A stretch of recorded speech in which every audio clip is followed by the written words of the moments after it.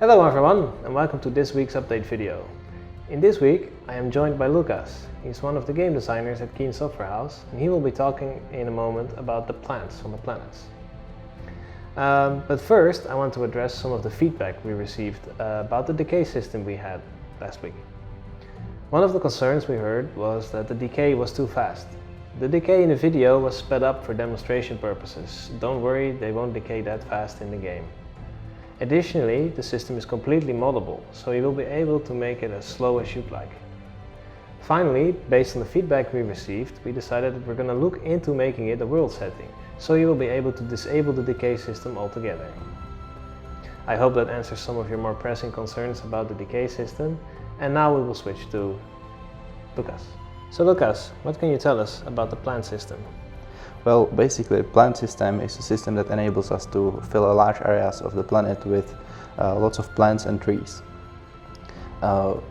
It's basically a feature that changed plants to be a state machine that can change states from one to another based on past time or actions that player performed on it.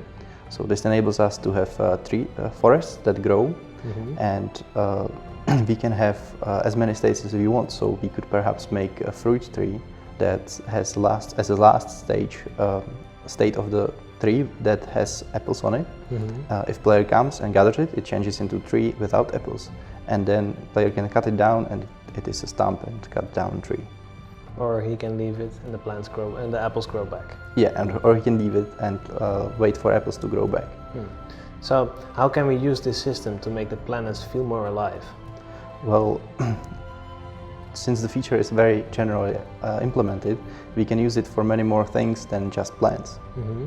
For example, we could make a feature where we would reward exploration by putting piles of rubber in the world that players can come to and loot. So kind of like secret stashes. Yeah, like secret stashes. And also, since we have as many states as we want, we can make it so that first time player loots it, he gets some tool or a weapon, and then it changes model to smaller pile of rubber. Next time player can loot wood. For third time he can loot stone from the pile, and then it changes model to perhaps looted pile, or it disappears entirely. And I assume this also applies to the plants. Yes, it also applies to plants. We can have, for example, a bush, in a berry bush in a forest that player can first take berries from. Second time he can take sticks from the bush. Then at this point it changes model to roots, and then player can decide to take the roots as well, or leave the roots so that the berry bush grows back. Otherwise it wouldn't. We use this feature for planting sticks in the world and stones. So whenever you spawn, you can gather stones from the ground and sticks and create your first stone axe. So it's kind of like also like a long-term versus short-term reward choice for players. Exactly. If you live in the area, perhaps you would like to leave the plants in a state that can grow up. But if you're just passing, then you will just take everything, so you can have more. Very clever. So, but what will this do to the performance of the game? Well, since all the plants are procedurally generated, then it has very little impact on performance. You only see the flora items that are around you, even though there's tens of thousands or even hundreds of thousands of items on the entire planet. Also, since all of the flora items are just models, they don't have any impact on physics. They are not loose objects that collide with the ground, they are just models placed on the place, even though it looks like they are. That sounds pretty good. And what will this mean for the modders? Well, entire feature is fully moddable, so everyone will be able to change our stuff, our features, or everyone will be able to add their own plants or trees in the world, or stages to the trees and plants that are already there.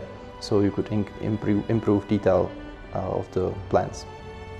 Also, you will be able to add mods to already started worlds, so you don't have to worry about starting a new world when you make a mod.